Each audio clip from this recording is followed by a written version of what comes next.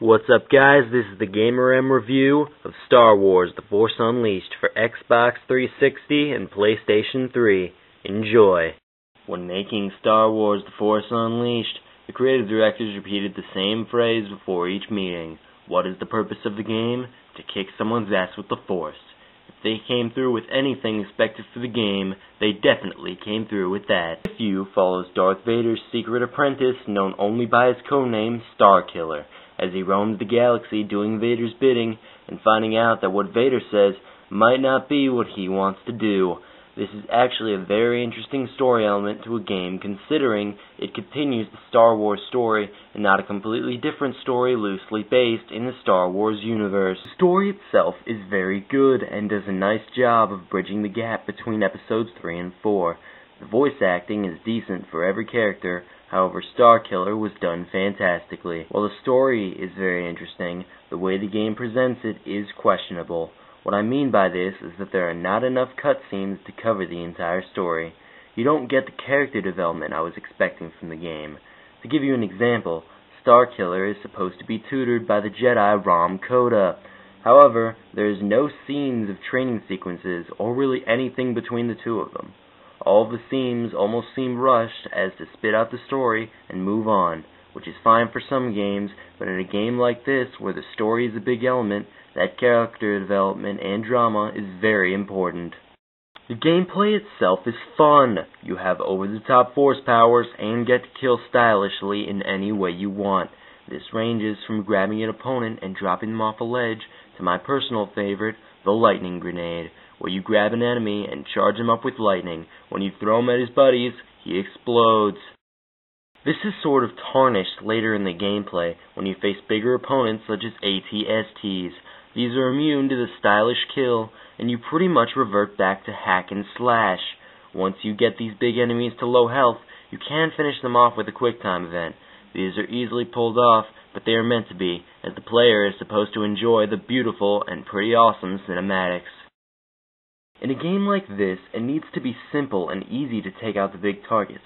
Just make the large enemies more damaging. Not to mention, the fighting just gets repetitive through the course of the game. This makes the best enemy in the game the basic Stormtrooper, which you can use all of your powers and your imagination to kill. The level system is pretty interesting and offers some customization to Starkiller. You earn spheres to spend in your stats, force powers, or available combos. To earn the spheres, you either gain levels or find them in holocrons. When you level up the force powers, you pretty much make them stronger or have more ability. For example, the Force Grab is able to grab multiple items once leveled up, and Force Lightning arcs out to multiple enemies. The holocrons can be found throughout the levels. They contain experience, spheres, new lightsaber crystals, or new costumes.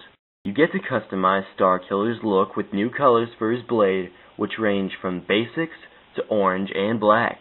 Costumes are earned every level by default. Once you have a costume, you can wear it on any level. The soundtrack is amazing, with all the great pieces from Star Wars and a few specifically made for the game. The boss battles are basic, and really don't require any skill whatsoever, as you're unable to use any of your powers in them, so if you just keep slashing, you'll win. The last two bosses, however, actually take some ability and creativeness to take them down.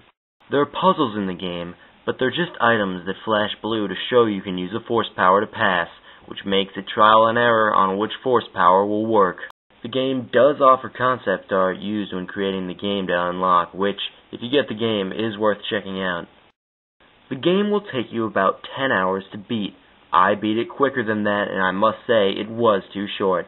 This, coupled with no multiplayer experience, makes it have low replayability. You can replay single player over with all of your powers you've earned in the first game, but I really don't think single player is really worth replaying. The good versus evil choices that would affect morality don't even exist in the game. There's only one choice, and it's at the end, basically asking, watch the bad ending or watch the good ending. Overall, Star Wars The Force Unleashed is a fun action title. This is hurt by a story that was undertold without enough presentation. The game is definitely a rental and not worth the buy. You will get bored after you play through it, but that playthrough will be a good time. The game disappointed in some areas, but it did accomplish its primary goal, to kick someone's ass with the Force. I give Star Wars The Force Unleashed 7.5 down Star Destroyers out of 10.